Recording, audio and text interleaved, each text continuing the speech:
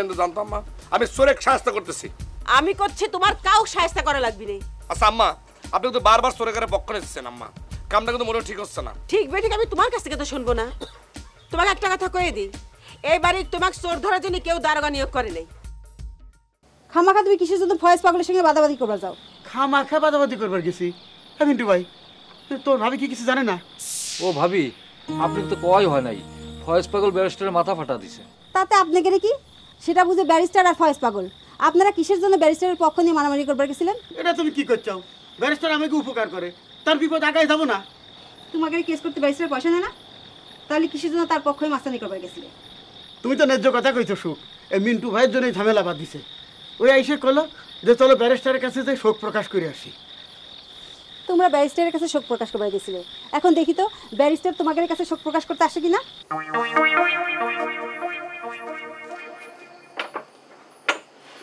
তুমি একজন আশ্চর্য মানুষ তো মঞ্জিল, সব দোষ আমার উপর চাপা দিলা। হ্যাঁ গিটা তোমার উপর দোষটা পাতি গেছে, তুমি বুঝতেছো না কিসের জন্য? এমনিতেই মায়ের খেতে সব গণতি জানবার পারে, তাহলে আর ভেজাল বেশি করে বাড়ি যাবি না। সারাদিন এত কথা হলো, তোমার নামটাই তো এখন জানা হলো না। কি নাম তোমার? আমার নাম ফরিদা, তাজুল আমারে পরি করেই ডাকে।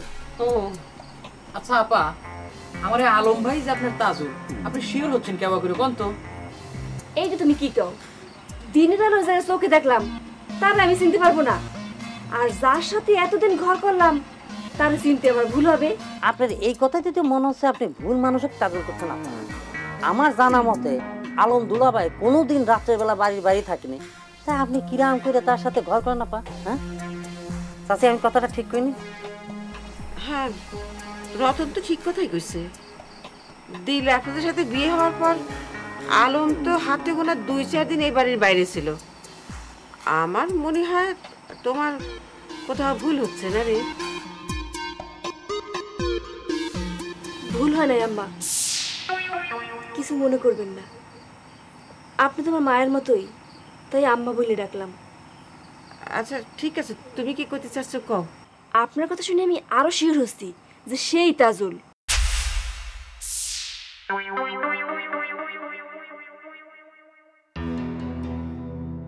আমার সাথে বিয়ে হওয়ার পর সে হাতে গোনা 3-4 রাত আমাকে বাড়িতে ছিল।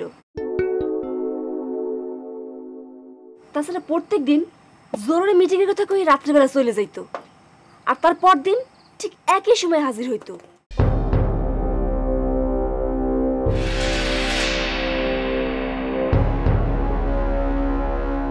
চাচি, হিসাব তো মিলে গেল। তোমার তার সাথে বিয়ে হয়েছে কতদিন হইল? বেশি দিন হয় নাই, এখনো ম্যারেজ ডে আসে নাই। তাই তাজুল বলছে এবার ম্যারেজ ডেতে গাড়ি কিনে দিব, আর সেই গাড়িতে আমার পাশে বসাইয়া মেলা দূর ঘুরতে নিয়ে যাইব।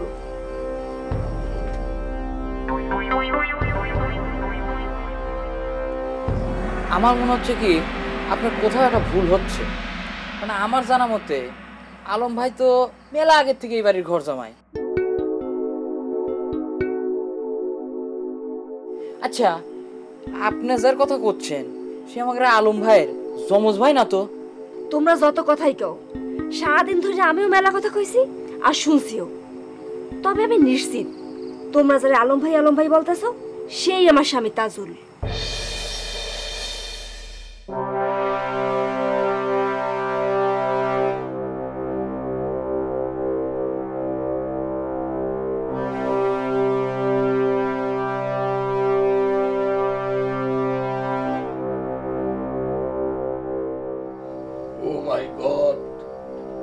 আমি কি দেখতেছি? এ কি ষড়যন্ত্র খেলা শুরু হয়েছে?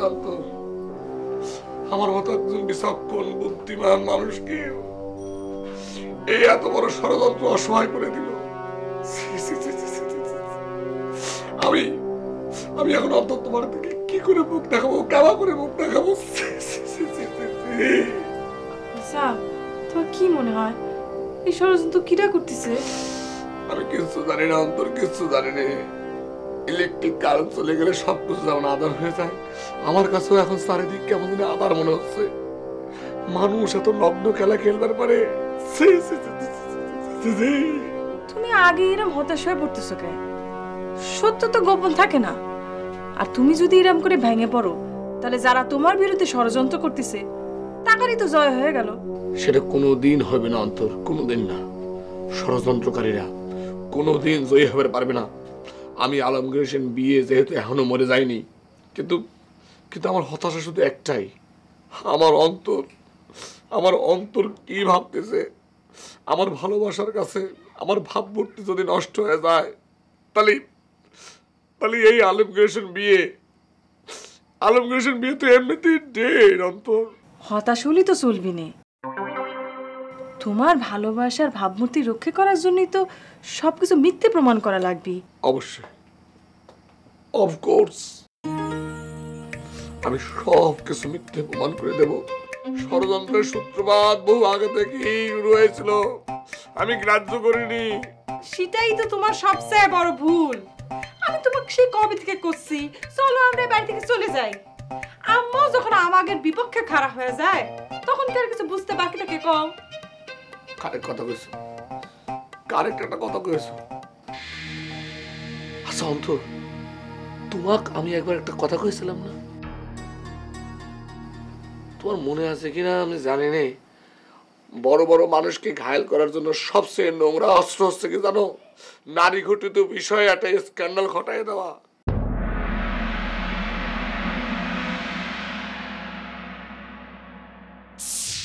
তুমি আমার মাথা ছুঁয়ে কও, ওই সিটি বিষয়ে কোনোদিন কোনো কিছু বিশ্বাস করবে না। কও, আমার মাথা ছুঁয়ে কও। আচ্ছা ঠিক আছে, আমি তো মাথা ছুঁয়ে করছি, আমি কোনো কিছু বিশ্বাস করলাম না। আমি সিটি সংক্রান্ত সব কিছু ভুলে গেলাম। তবে মানে তোমাকেও মনে করো আমি একটা সতর্কবাণী দিয়ে রাখি, সেটা হচ্ছে তুমিও কোনোদিন আমার নামে এই ধরনের কোনো কিছু শুনলে কোনো কিছু বিশ্বাস করো না। আমি কনফার্ম আমাদের সুখের সংসার ভাঙার জন্য একটা গভীর ষড়যন্ত্র শুরু হয়েছে, গভীর ষড়যন্ত্র।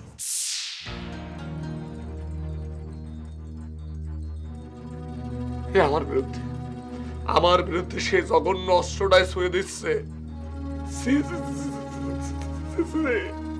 তোমাকে আরেকটা কথা জিজ্ঞেস করবো, তুমি সত্যি করে কত ওই মহিলা তুমি চেনো কিনা? Impossible, just impossible. আমি জীবনে ওই ধরনের কোনো মহিলা চিনা তো দূরের কথা, দেখিছে বলে আমার মনে পড়ে না। এই যে আমি তোমার মাথায় হাত থেকে শপথ করে করছি, আমি কোনো মিথ্যে কথা করছি না। আমার কথার মধ্যে যদি মিথ্যে হয়, তাহলে আমার গলা দিয়ে রক্ত মরে যায়।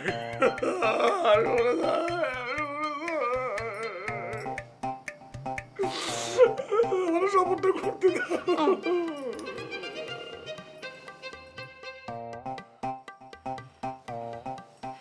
আমাদের বাড়িতে সব কি ঘটনা ঘটতেছে শোনা? আমি তো কিছু বুঝতে পারতেছি না। অমনি না বোঝার তো কোনো কারণ নাই। ইডা কয় কেচে খুঁড়তে সাপ উঠে আসা। আস্তে আস্তে করে তোমার এই যে ভগ্নিপতি, স্টাইবাদা ভগ্নিপতির গুণকীর্তন প্রকাশ পাচ্ছে, বুঝতে চাও না তুমি? আচ্ছা, তোমার কি মনে হয় ঘটনাটা কি সত্যি? কোন ঘটনার কথা তুমি জিজ্ঞেস করতেছো শোনা? ঘটনা তো মেলা গুণে প্রকাশ পাওয়া গেছে। জুলফিকার এক মার্ডার করবে চাইছিল সেই কথা। উফ, তোমার কিটা গুড়াই থেকে শুরু করে কইছে। আমি কইছি মিসালটার কথা, সে তো কইছিল যে আলমগীরের নাম হচ্ছে তাজুল। তোমার কি মনে হয়?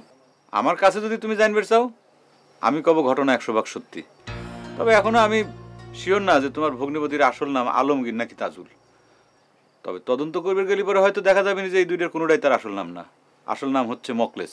হইছে, তোমাকে এত কথা কবির করছি নে। নাম যাই হোক, মিসালটা যে কইছে সে আলমগীরের বিবাহিত স্ত্রী, সেটা কি মনে হয় তোমার? একটু ভুল কথা কইলে শোনা। সে কিন্তু আলমগীরের বিয়ে করা স্ত্রী হিসেবে নিজেকে দাবি করতেছে না, সে করছে সে তাজুলের স্ত্রী। তোমার ভগ্নিপতি তো 1 নম্বরের চিটারমণি।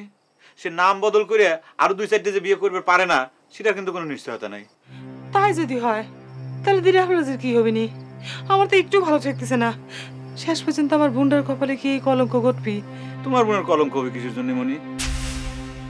তার বড় তোর সতীনের ঘর করা লাগবে। খুব হিসেব মিলে দিচ্ছে তাই না? জুয়ের বোর্ডের হিসেব, হ্যাঁ? যে টাকা দিবির পাইলাম না, কিল খায় শোধ দিলাম। জীবনটা তোমার তাই মনে হয়? জীবনটাও কম বেশি জুয়ে খেলার মতোই শোনা। এই যে মনে করো দাইন বাই দিয়ে মেলা টাকা তোমার কাছে চলে আসলো, আবার মুহূর্তের ভিতর তুমি ফতুর। সেজন্যই মাথা ঠান্ডা করিয়ে চিন্তা ভাবনা করে তার সাজানি লাগে।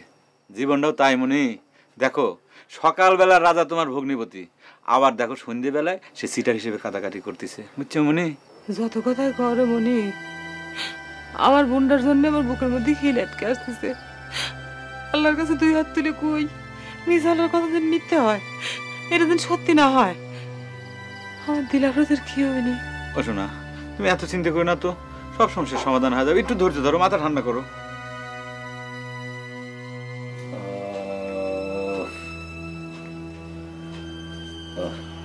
এই যে ফয়েজ পাগল তো মনে আপনার অনেক বড় একটা উপকার করে দিয়ে গেল। হ্যাঁ, বাড়িতে যত কাণ্ড মহাকাণ্ড ঘটে যাক আপনার কিছুই দেখা লাগতেছে না, সে দিন পার করে দিচ্ছেন। কি এত তাড়াতাড়ি একেবারে অধৈর্য হয়ে গেল? নিজের না দিলমহালের মালাকাই বেগম দাবি করো? আমি নিজে কি দাবি করি সেই হিসাব বাদ দেন। আপনার মেজো জামাই যে আরেকখান বউ সে অধিষ্ঠান হয়েছে, সেই খবর কি আপনার জানা আছে? সাধারণ জনগণ হিসাবে খবরটা তো অবশ্যই আমার কানে আসছে। খবরটা শুনি আপনি নাকি তেল দিয়ে শুয়ে আছেন? না শুয়ে থেকে কি করব? এই বাড়িতে আমার কোনো পাওয়ার আছে? কেউ আমার কোনো কথা শুনে? এসব লেকচার বন্ধ করে আপনার পিয়ারে সাহেব জামাই ডেকে কথা কন, আসল ঘটনা কি সেটা জিজ্ঞেস করেন। সেটা তো তুমিই জিজ্ঞেস করতে পারো। আমি একটা অসুস্থ মানুষ, আমার কেন টানাটানি করতেছি? জি না, আমি কইলে সেটা হয় না। আপনি ব্যারিস্টার মানুষ আর সে হলো আপনার সাহেব জামাই, আপনার কথাবার্তা বলে একটা ভেজাল মেটান। এখন ওই জামাইয়ের দায়ভার আমার উপরে চাপাই দিয়েছো কেন? আমার পছন্দ করা ছেলেরা তো তোমার মেয়ে বিয়ে করে নাই, আর তোমার ওই ছোট মেয়ে সে তো আরেক ঘটনা ঘটানোর প্ল্যান করতেছে। আপনাকে এখন কিটা ইতিহাস নিয়ে বসবার কইছে? আপনার ওই পছন্দের পাত্রের কত গুণ বার হচ্ছে, এই গয়না চুরির গুণ। এই বিষয়ে তোমার সঙ্গে আমি কোনো বিতর্ক করতে চাই না, ঘটনাটা এখনো প্রমাণ হয় নাই। ঠিক আছে, চুরির বিষয়ে আপনার কিছু কইবার কোয়া হচ্ছে না, আপনার যা কোয়া হচ্ছে সেটা করেন। ওই আলমগীরের ডাইকে কথা কর। তুমি কি আমার অর্ডার করতেছো? তা যদি মনে হয় তাহলে মনে করো তাই করলাম। জি না, তোমার অর্ডার শুনতে আমি বাধ্য না। এ নিজের না এই বাড়ির কর্তা মনে করতেছ? এখন যাও দেখো বাড়ির সব ঝামেলা মিটানো, কত ঝামেলা। আমি অসুস্থ।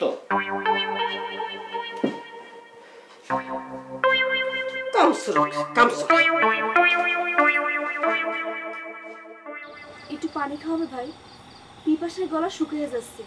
সারাদিন তো আপনি কিছুই খান নাই, খালি পানি খাবেন।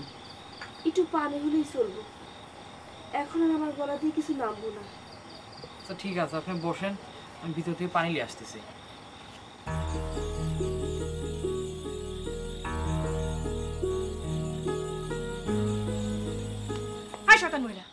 তুই এখনো এখানে বসে রইছু?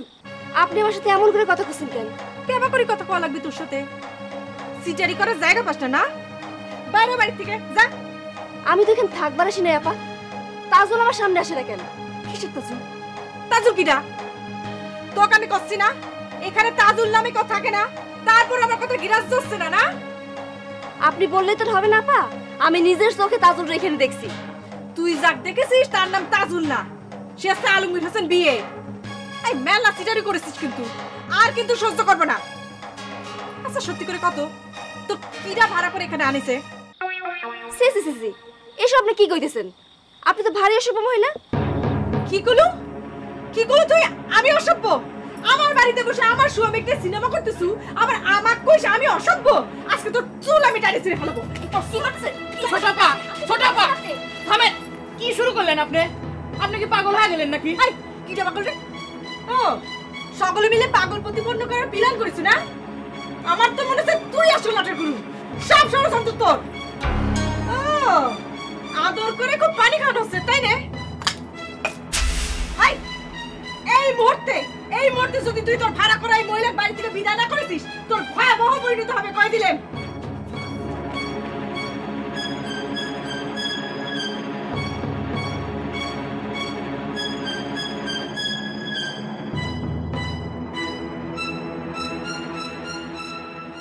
থাক ভাই, আমার আর পানি লাগবে না।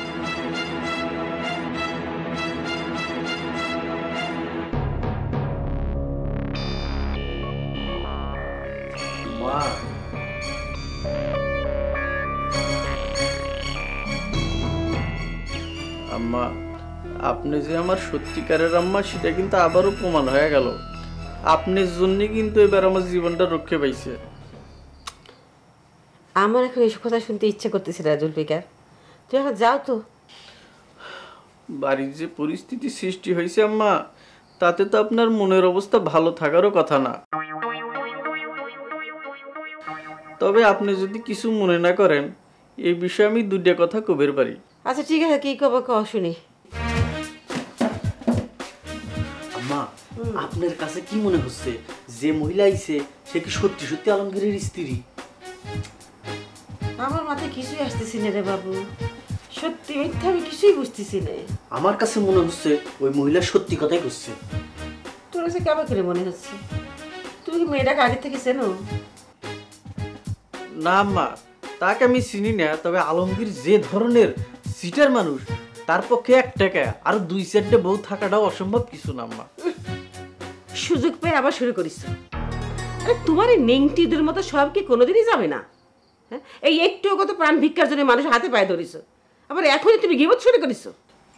আম্মা, কথাটা শুনলে আপনি যে রাগ হবেন সেটা আমি জানতাম, এই জন্য কথাটা কবের চাইনি। তবে আমার কাছে যেটা সত্যি মনে হয়েছে আমি সেটা সরল মনে আপনাকে কয়ে দিলাম। এক সময় এটা প্রমাণও হয়ে যাবার পারে আম্মা।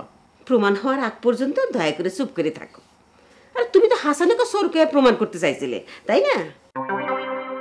তারপর যখন গণেশ উল্টাই গেল, তখন তোমার জান বাঁচাবার জন্য আমার দৌড়ানো লাগিয়েছিল। নতুন করে ঝামেলা বাঁধানোর কাম নাই। এখন যাও তো এখান থেকে।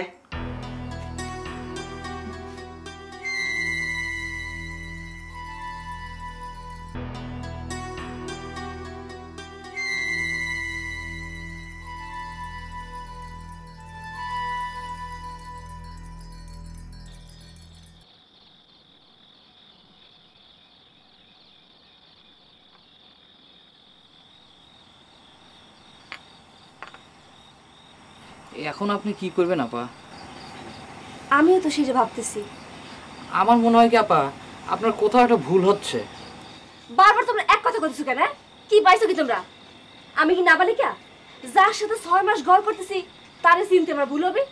আমি তো সেই ভুলের কথা করছি না আপা, আমি করছি যে এইভাবে আপনার এখানে একলা একলা আসাটা ঠিক হয় নাই। সে কথা তুমি বলতে পারো, আমার তো ধারণা ছিল না যে এইখানে সেই ধরনের পরিস্থিতি পড়তে হবে। আমার ধারণা ছিল তাজুলের সাথে দেখা হওয়ার সাথে সাথে আর কোনো সমস্যা থাকবে না। আচ্ছা আপা, তাজুল যে এই বাড়িতে থাকে আপনি খবরটা পেলেন কিরম করে?